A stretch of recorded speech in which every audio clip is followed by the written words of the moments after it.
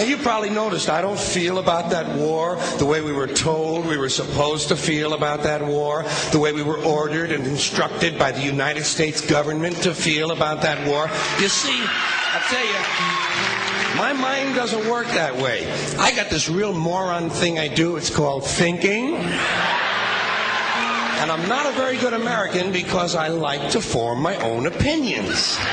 I don't just roll over when I'm told to. Sad to say, most Americans just roll over on command. Not me.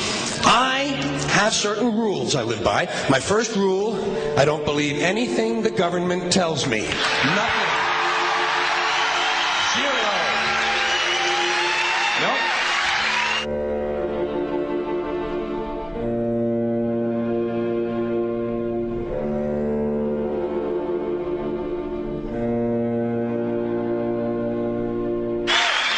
And I don't take very seriously the media or the press in this country, who in the case of the Persian Gulf War were nothing more than unpaid employees of the Department of Defense, and who most of the time function as kind of an unofficial public relations agency for the United States government. So I don't listen to them. I don't really believe in my country. And I gotta tell you folks, I don't get all choked up about yellow ribbons and American flags. Now, to balance the scale, I'd like to talk about some things that bring us together. Things that point out our similarities instead of our differences. Because that's all you ever hear about in this country is our differences. That's all the media and the politicians are ever talking about, the things that separate us, things that make us different from one another. That's the way the ruling class operates in any society. They try to divide the rest of the people. They keep the lower and the middle classes fighting with each other so that they, the rich, can run off with all the fucking money. Fairly simple thing, happens to work. You know, anything different, that's what they're going to talk about. Race, religion, ethnic and national background, jobs, income, education, social status, sexuality, anything you can do, keep us fighting with each other so that they can keep going to the bank. You know how I describe the economic and social classes in this country? The upper class keeps all of the money, pays none of the taxes. The middle class pays all of the taxes, does all of the work.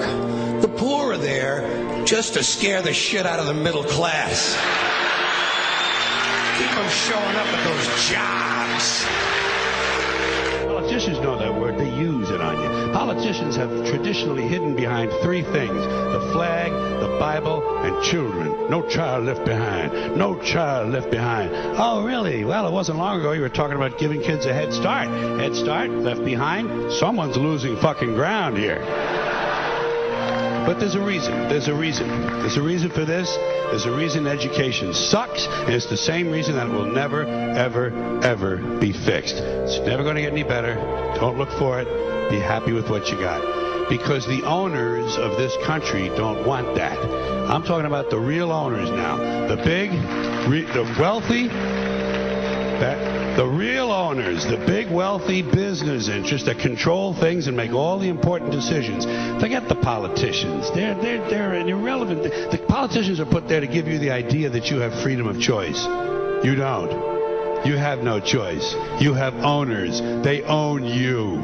They own everything. They own all the important land. They own and control the corporations. They've long since bought and paid for the Senate, the Congress, the state houses, the city halls. They got the judges in their back pockets, and they own all the big media news, all the big media companies. So they control just about all of the news and information you get to hear. They got you by the balls. They spend billions of dollars every year lobbying to get what they want. Well, we know what they want. They want more for themselves and less for everybody else. But I'll tell you what they don't want. They don't want a population of citizens capable of critical thinking. They don't want well-informed, well-educated people capable of critical thinking. They're not interested in that. That doesn't help them. That's against their interest. That's right. You know something? They don't want people who are smart enough to sit around the kitchen table and figure out how badly they're getting fucked by a system that threw them overboard 30 fucking years ago. They don't want that. You know what they want? They want obedient workers. Obedient workers. People who are just smart enough to run the machines and do the paperwork, and just dumb enough to passively accept all these increasingly shittier jobs with the lower pay, the longer hours, the reduced benefits, the end of overtime, and the vanishing pension that disappears the minute you go to collect it. And now they're coming for your Social Social Security money. They want your fucking retirement money. They want it back so they can give it to their criminal friends on Wall Street. And you know something? They'll get it. They'll get it all from you sooner or later because they own this fucking place. It's a big club, and you ain't in it. You and I are not in the big club.